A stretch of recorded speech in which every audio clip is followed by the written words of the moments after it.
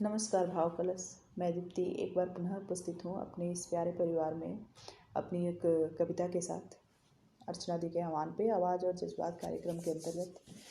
मेरी इस कविता का शीर्षक है गुलाबी योजनाएं। तो शुरू करती हूँ मैं अपनी कविता। मैंने अपने सफ़ेद उम्र की कई गुलाबी योजनाएं बनाई है। मैंने अपने सफ़ेद उम्र की कई गुलाबी योजनाएं बनाई है और तुम्हारे ना कहने पर भी तो कई बार तुम्हें सुनाई है। हम न तब हाथों में हाथ लिए घूमेंगे। हाँ, हम न तब हाथों में हाथ लिए घूमेंगे जैसे कभी भी कहीं भी तुम्हारे गले लग जाती हूँ, वो मौका भी नहीं छोड़ेंगे। शायद तब तो कई कई दवाइयों की महक हमारे साथ चलेगी, पर उस महक में हम अपने पहले पहल वाली खुशबू को खोलेंगे। हाँ, वही खुशबू जो तुम पर शायद कम हाँ वही खुशबू जो अब तुम पर शायद कम लेकिन मुझ पर पुरजोर छाई है। हाँ, वही खुशबू जो तुम पर शायद कम पर मुझ पर पुरजोर छाई है। मैंने अपने सफ़ेद उम्र की कई गुलाबी योजनाएं बनाई हैं। सुनो सुनो तुम लैपटॉप के साथ तब भी लग जाना। हाँ, सुनो तुम लैपटॉप के साथ तब भी लग जाना अपने ब्लॉग से मेरे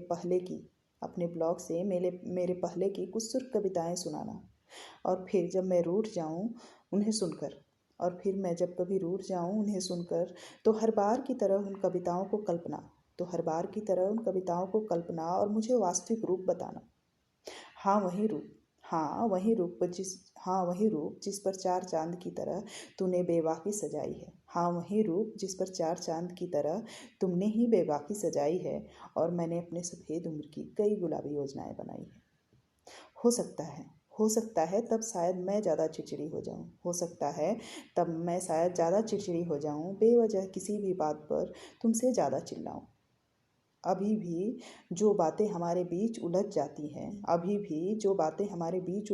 हैं वैसी बातों को शायद तब मैं ही उलझाऊं। तो याद रखना होगा इन्हीं उलझनों ने हमारी प्यार की गुत्थी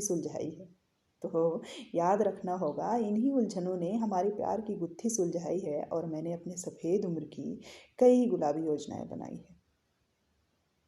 ये जो प्रेम ने समर्पण है ना, ये मुझ में कभी भी कम ना होगा। कमज़ोर आँखों की तेज तब भी तपेगा, कुछ भी नम ना होगा।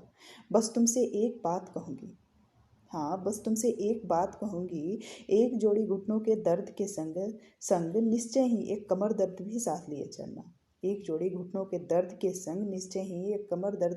लिए चलना। पूरे विश्वास से कहती हूँ कि विदाई की बेला में भी इस नियति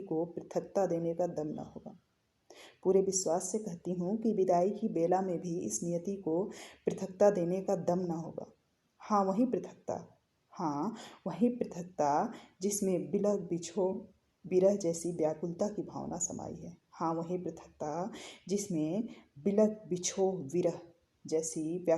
भावना समाई है।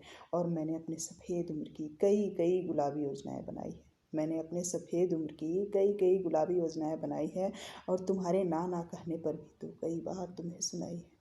थैंक यू मुझे सुनने के लिए। Thank you so much.